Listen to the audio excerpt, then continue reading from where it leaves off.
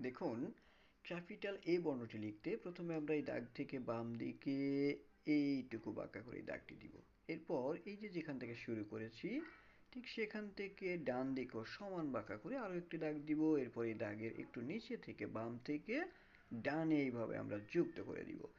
তারপর এখানে ছোট করে একটা, এখানে ছোট করে একটা, আর উপরে এই জায়গাতে ছোট করে একটা দাগ দিয়ে দিতে পারি। দেখুন, আর এইভাবে আমরা ক্যাপিটাল এই বর্ণটি লিখতে পারি। এরপর আমরা ক্যাপিটাল বি বর্ণটি দেখব। লক্ষ্য করুন, এই যে এখান থেকে সোজা করে প্রথমে আমরা এই দাগটি দিয়ে নিব। এরপর উপরে একটু বাম পাশ থেকে ঠিক এই জায়গা থেকে একটু সোজা যেভাবে ঘুরিয়ে এই পর্যন্ত আসার পরে এখান থেকে আবারও আমরা এভাবে ঘুরিয়ে এই দাগটাকে একটু বাম পাশে নিয়ে আসব।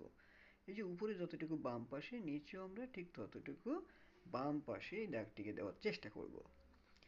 এরপর আমরা ক্যাপিটাল সি বর্ণটি লিখব।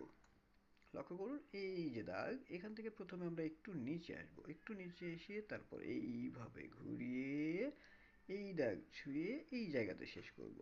এই যে যেখান থেকে শুরু করেছি আমরা এইভাবে ঘুরিয়ে ঠিক তার নিচে এসে আমরা শেষ করব।